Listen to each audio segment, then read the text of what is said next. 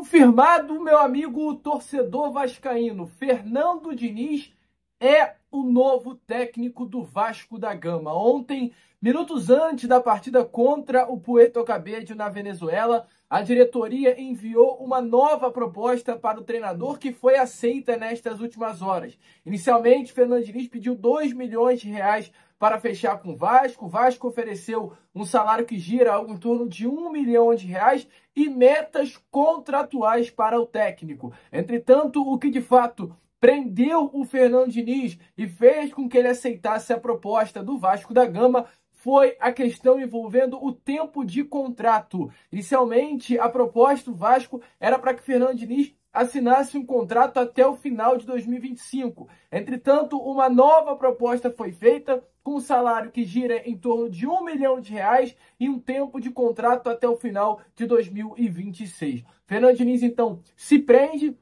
permanecendo no Vasco por uma temporada e meia e tendo uma multa rescisória também alta para que ele, de fato, cumpra o contrato. Porque, olha, meu amigo vascaíno, a demissão de Fernando Diniz, caso aconteça, causará um rombo financeiro ao Vasco. A multa rescisória que o técnico pediu para fechar com o Vasco é gigantesca para, de fato, fazer com que ele tenha tempo para trabalhar e desenvolver no Vasco da Gama o seu futebol. Além do Fernando Diniz, chegam com ele também a sua comissão técnica. A gente vai trazer mais detalhes sobre isso no Boa Noite Gigante de hoje.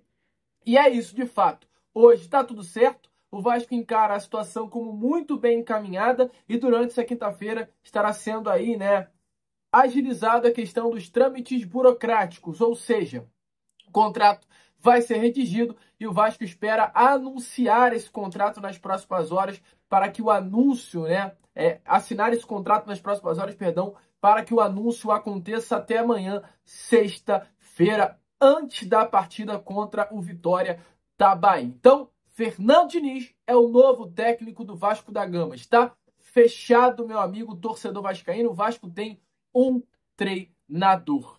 É isso. A gente vai ficar agora, com um Fala Gigante. O vídeo já havia sido feito, mas como teve essa informação mais do que importante, era impossível eu não colocar aqui no vídeo para vocês esse trechinho antes do início, do nosso conteúdo. Então, agora fiquem com o restante com o vídeo e mais do que nunca está confirmado. Fernando Diniz é o novo técnico do Vasco da Gama. Já passou a metade do dia e nada aconteceu. Ninguém foi demitido, ninguém veio a público se posicionar, ninguém veio dar alguma explicação para o torcedor depois de uma das derrotas mais vexatórias da história do nosso clube.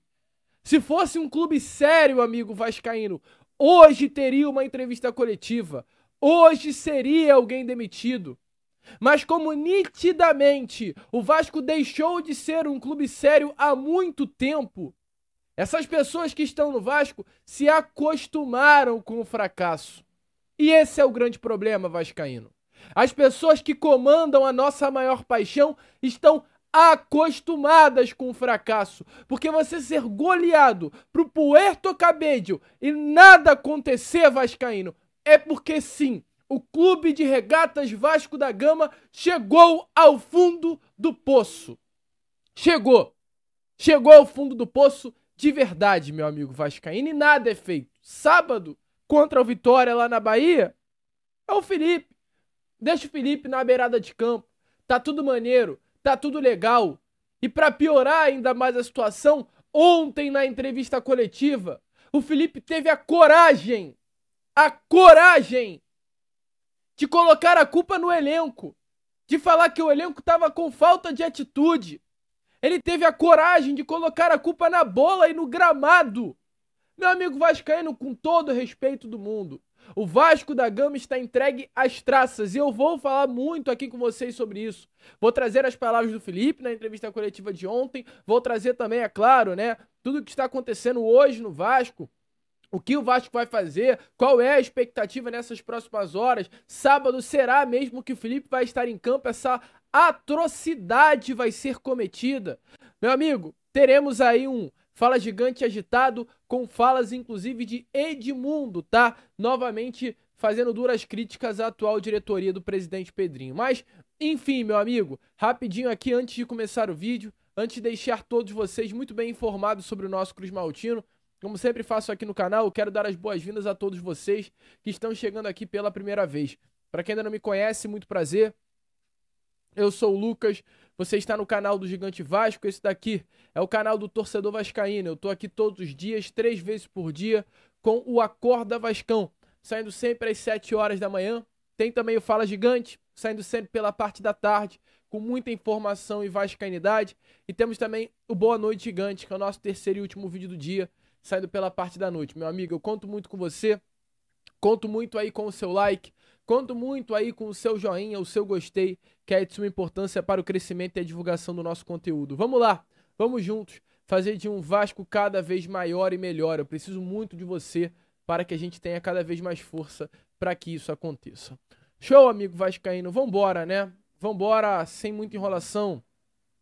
Fala logo de Vasco da Gama, porque sinceramente, amigo torcedor, tá muito difícil. Foi como eu falei no início desse vídeo. Se fôssemos um clube sério, se fôssemos hoje um clube gerido por pessoas que olhassem mais para o Vasco do que para as suas próprias vaidades, olhassem mais para o Vasco do que por algum interesse político, hoje estaria acontecendo uma limpa dentro do Vasco da Gama. Uma limpa geral. Uma limpa geral. Porque o que aconteceu ontem na Venezuela não foi normal. O Vasco ontem sofreu um dos maiores vexames da história do clube. O Vasco ontem sofreu uma goleada por uma equipe fundada em 2015. O Vasco ontem sofreu uma goleada por uma equipe que não está nem entre os 8 maiores clubes do futebol venezuelano, que é um dos piores futebols da América do Sul. O Vasco ontem ele foi humilhado. O Vasco ontem ele foi pisoteado. Eu, você e todos os torcedores vascaínos, nós fomos feitos de palhaço, amigo torcedor. Palhaço. Eu ontem me senti um palhaço. Mas me desculpe, porque hoje à tarde eu me sinto ainda mais palhaço. Que eu me senti bobo ontem de ficar na frente da televisão vendo o Vasco ser humilhado. E hoje eu me sinto bobo porque ninguém foi demitido, porque ninguém chegou, porque nenhuma ação foi anunciada, porque ninguém botou a cara pra falar nada. Nitidamente, o sentimento do torcedor vascaíno nessa tarde de quinta-feira é um sentimento de o Vasco está largado, nada se faz no Vasco. Não há comando no Vasco. Pode acontecer o que tiver que acontecer, o Vasco vai seguir do jeito que está. Se sábado levarmos uma goleada pro Vitória, vai seguir do jeito que está. Não haverá pronunciamento, não haverá mudança, não haverá demissão, porque hoje o Vasco da Gama é uma bagunça. Em todos os aspectos. É uma bagunça, política, principalmente. Um Vasco que se tornou um cabide de empregos e todos os meus vídeos eu vou falar isso. A partir do momento que no domingo há uma divisão anunciada pelo próprio Edmundo, política, entre ele e o Pedrinho, e na segunda o filho do Edmundo, ele pede demissão do cargo que ele estava atuando dentro do Vasco, isso mostra mais do que nunca do que hoje está acontecendo dentro do Vasco da Gama. O filho do Edmundo está trabalhando no Vasco. A gente tem filho lá de gente grande que não tem capacidade alguma trabalhando no Vasco. A gente tem irmã de gente hoje influente dentro da atual gestão trabalhando em setor de play care, em setor de gerenciamento de família. Então, meu amigo, tá uma bagunça. Hoje você entra no Vasco da forma com que quer entrar. Se tiver gente lá dentro que te coloque. O Vasco está uma zona. E a goleada ontem foi apenas mais um reflexo da zona que está o Vasco. Ponto, amigo torcedor vascaíno. A goleada ontem fez com que o Vasco se tornasse o primeiro clube brasileiro a tomar 4 gols de um time da Venezuela. A goleada ontem evidenciou mais do que nunca hoje o fato do Vasco ser o time do G12 com mais goleadas sofridas do século XXI. A gente tem Vasco com 49 goleadas sofridas desde 2000. O Vasco tem uma média de 2 goleadas sofridas por ano, amigo torcedor vascaíno. Ano passado foi 6 pro Flamengo, 4 pro Criciúma. Não me venha falar que isso é normal, porque não é. O Vasco passa ano, entra ano, está sendo humilhado. Humilhado. E essa diretoria que eu pensei sempre no melhor, que poderia fazer alguma coisa, não está fazendo. E ninguém mais está aceitando. Até porque ontem até a Força Jovem Vasco, né, que é a principal organizada do Vasco, se manifestou contra a atual diretoria. E por que é importante falar isso? Porque o presidente Pedrinho ele teve uma participação muito importante e essencial no retorno da Força Jovem para as arquibancadas. E a gente vê hoje, e eu não estou criticando, eu estou falando o que está acontecendo e o que todo mundo está vendo. A gente vê uma Força Jovem hoje mais tímida em criticar o presidente Pedrinho. E é algo normal, cara. É algo completamente normal. Porque a gente está falando de uma torcida organizada, de milhares de pessoas apaixonadas pelo Clube de Regatas Vasco da Gama. Porque quem é da Força Jovem são torcedores apaixonados pelo Vasco, sim. Os caras vivem o Vasco de uma forma absolutamente intensa. E você vê essa torcida há mais de 12 anos longe das arquibancadas. E você vê um presidente que luta pelo retorno. Passou vários presidentes, mas quem lutou de fato pelo retorno da Força Jovem para as arquibancadas e conseguiu foi o Pedrinho. Então há sim um sentimento de retorno, de troca, de cumplicidade por parte da organizada com relação à atual diretoria. E é normal, tá? É normal. Mas a situação chegou a um ponto tão extremo que nem a própria Força Jovem conseguiu segurar mais. E teve que se manifestar.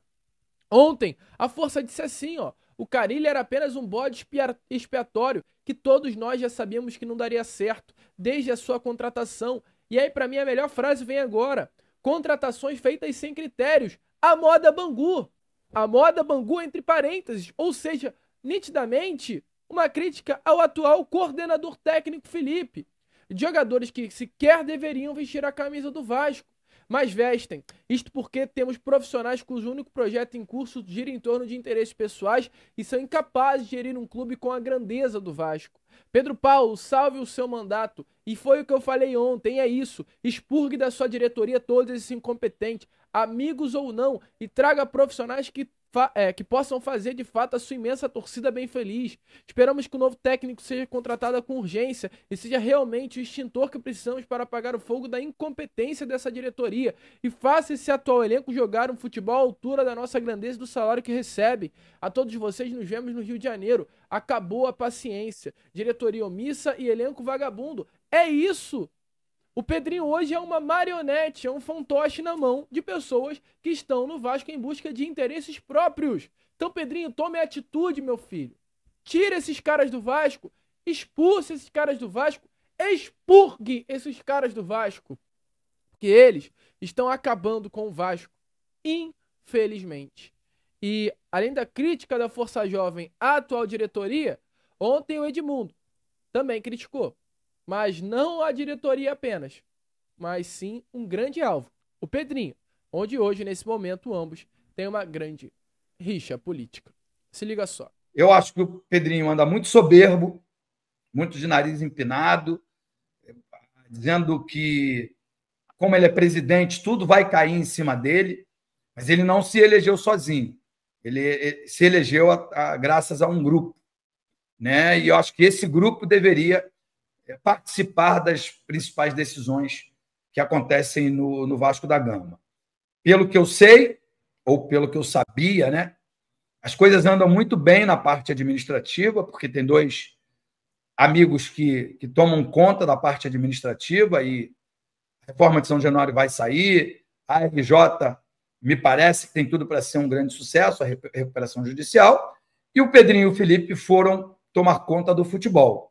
E aí o futebol tem sido um fiasco, com resultados muito ruins, contratações piores ainda, falta de palavra, né? Porque o Pedrinho disse para mim diversas vezes que o Felipe nunca seria técnico na sua gestão e o Felipe é pela segunda vez técnico na gestão do Pedrinho. Ele dizia também nos programas de televisão que era um absurdo os presidentes de clube demitirem os técnicos sem que os próprios técnicos pudessem desenvolver um trabalho, e ele, em menos de um ano, já demitiu 3 técnicos. Então, por aí vocês já estão tomando noção de que o que ele fala não se escreve. Então, imagina o que ele fala fora, né? Enfim, e foi por isso a minha indignação. Tem outras coisas, mas ainda falta bastante tempo para a eleição. Gostaria que as pessoas entendessem que a minha torcida para o sucesso do Clube de Regatas Vasco da Gama, ela continua incondicional. Eu amo esse clube, sou grato a esse clube. Nunca, nunca, nunca faria nada em absoluto para atrapalhar o caminho do Clube de Regatas Vasco da Gama. Mas não posso me calar diante a tanta... Não vou falar a palavra porque não pretendo ser processado. Mas há tanta incompetência que está acontecendo no futebol do Clube de Regatas Vasco da Gama. Bom, amigo vascaíno, então essa é a situação. A situação, de fato, está tensa, mas, na minha opinião, pode ainda mais piorar. Se não houver mudanças, se não houver pronunciamento, se não houver, cara, uma autocrítica dessa atual diretoria, porque, sinceramente, não é possível.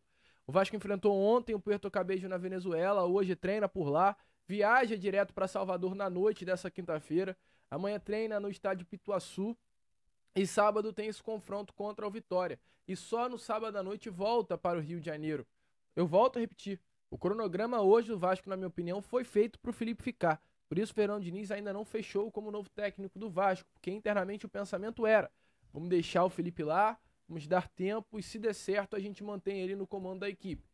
Esse era o pensamento do Vasco, na minha opinião. O cronograma foi feito para o Felipe ficar. E acho que nitidamente, que bom inclusive, ficou claro que o Felipe não tem competência nenhuma para isso. Nenhuma.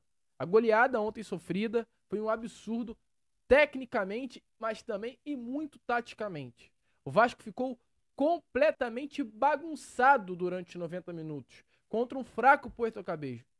Ou o time entregou, e eu conversei ontem com atletas do Vasco, que me confirmaram que não teve isso de entrega, que no Vasco não vai haver isso de entrega, que os jogadores entraram para vencer, mas que, cara, assim, é inexplicável, essa é a situação que me passaram, é inexplicável o que está acontecendo.